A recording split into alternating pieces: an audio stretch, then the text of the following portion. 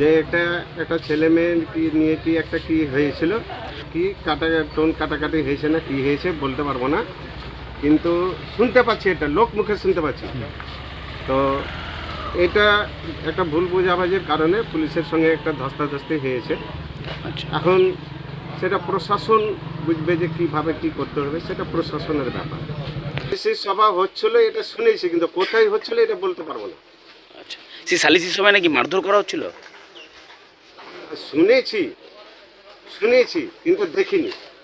তার হ্যাঁ, 5 জনকে গ্রেপ্তার করে নিয়ে গেছে শুনলাম। এটা আমরা একটা রুগী দেখতে গেছিলাম, আমি তাতে চায়ের দোকানে বসে চা খাচ্ছিলাম।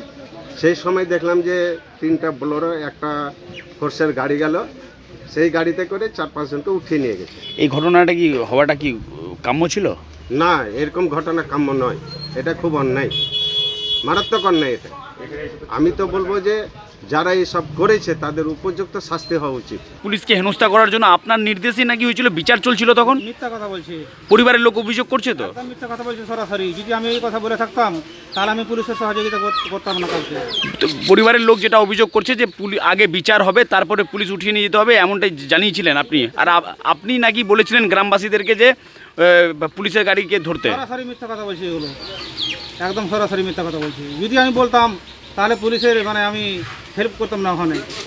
আমরা না থাকলে আলাদা রকম হতো জিনিস। বিচার সালিসি তো আপনি বসিয়েছিলেন। না না না, মিথ্যা কথা কিন্তু বলছি। পরিবারের লোক বলছে, গ্রামবাসী বলছে যে আপনি বিচার বসিয়েছিলেন। ওরা বলতে পারে, কিন্তু বিচার বসেনি। হ্যাঁ, উদ্যোগটা নিয়েছিল কি একটা নিয়ম করে দেবো, সেটাই হলো কথা। কি ঘটনা কি ঘটেছিল গ্রামে? ঘটনা হয়তো ইপিজিংয়ের ব্যাপার ছিল। হ্যাঁ, ওটা নিয়ে আলোচনা করেছিল সবাই, 15-20 জন। তো ওটা করে দেওয়া যাবে। তো কি করে দেওয়া যাবে? ওটা সলভ করে দেওয়া যাবে, এটাই গ্রামবাসীর বক্তব্য। সেটাই বলতে যে আসামি উঠিয়ে নিয়ে গেছিলো, এবার গ্রামবাসী যে ন্যাশনালে ধাওয়া করলো। আসামি তো বিচার থেকে উঠিয়ে নিয়ে গেছিল পুলিশ, উঠিয়ে নিয়ে যেতে চাইছিল পুলিশ। ওখানে বিচার বসেনি, আমরা ওই গাছতলাতে বসে আলোচনা করেছিলাম। সুলতাননগরে যে ঘটনাটা ঘটেছে তার জন্য পুলিশ প্রশাসন আছেন, দায়িত্বশীলতার সাথে মালদা জেলার পুলিশ যে কোনো ঘটনার বিরুদ্ধে সঠিক তদন্তের মধ্য দিয়ে প্রকৃত দোষীদের খুঁজে বের করে ব্যবস্থা গ্রহণ করছে। সুলতাননগরের ঘটনা যেটা ঘটেছে, আমি আশা করি যে যারা এই ঘটনাগুলো ঘটিয়েছে তাদের বিরুদ্ধে পুলিশ যথাযোগ্য ব্যবস্থা গ্রহণ করবেন, তদন্ত করবেন, আর প্রকৃত দোষীদের খুঁজে বের করে নিয়ে তার শাস্তির ব্যবস্থা করবেন। আর বিজেপি যেখানে গলা জোরে মাছ ধরার চেষ্টা করছে, ওরা পশ্চিমবঙ্গ জুড়ে পশ্চিমবঙ্গ সরকারকে বদনাম করার চেষ্টা করছে, অথচ যারা এই বদনামটা করছে তাকেও নিরাপত্তা দিচ্ছে কিন্তু পশ্চিমবঙ্গের পুলিশ। এই কথাটা বিজেপিরা ভুলে গেছে। তারা যে আজকে পশ্চিমবঙ্গ সরকারের বিরুদ্ধে আন্দোলন করছে, গাল দিচ্ছে মমতা ব্যানার্জিকে, তৃণমূল কংগ্রেসকে, তাদেরও নিরাপত্তার ব্যবস্থা কিন্তু পশ্চিমবঙ্গ সরকারের পুলিশই করছে। পশ্চিমবঙ্গের নিরাপত্তা সেটা উত্তরপ্রদেশ, গুজরাট নয়, এটা পশ্চিমবঙ্গ, তার মুখ্যমন্ত্রী মমতা ব্যানার্জি সমস্ত ধরনের নিরাপত্তার ব্যবস্থা করছেন আইনের মধ্য দিয়ে। আক্রান্ত হচ্ছে তৃণমূলের দ্বারা, তৃণমূল মার্ডার করছে তৃণমূলের দ্বারা, আসামি হচ্ছে তৃণমূলের দ্বারা। তৃণমূল গোটা পশ্চিম বাংলা একটা সংস্কৃতি পরিণত করেছে মমতা বন্দ্যোপাধ্যায়ের পুলিশ এবং প্রশাসন। এই জায়গায় দাঁড়িয়ে থেকে অনুব্রত মণ্ডল যদি ছাড় পায়, অনুব্রত মণ্ডল যদি পুলিশকে যদি গালিগালাজ করে অকথ্য ভাষা বলে, তাহলে ছোট অনুব্রত মণ্ডলরা বাঁচবে কেন যখন দিদির হাত থাকে? সর্বত্রভাবে প্রশাসন যদি তার পদক্ষেপ না নেয় সঠিকভাবে, আজকে হরিশ্চন্দ্রপুর থানাও আমরা দেখছি চৌরি করছে, সুলতাননগরে গিয়ে তৃণমূলের নেতারা গিয়ে ছাড়িয়ে নিচ্ছে।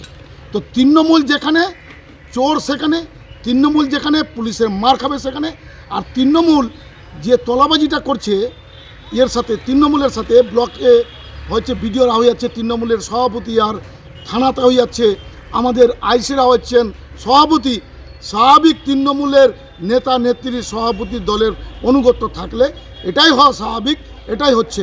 এখনও সময় আছে, প্রশাসন জাগুক, না হলে কিন্তু পশ্চিমবাংলায় আর প্রশাসন রাজ থাকে না, তৃণমূল গুন্ডারাজে ভরে গেছে, আগামী দিনে আর কিছু থাকবে না। সবথেকে বড় কথা হচ্ছে বিডিও এরা, তৃণমূলের নেতারা, এসপিও এরা, আইসিও এরা, জেলা শাসকও এরা, এদের কাছে আইন বলে কোনো কিছু নেই।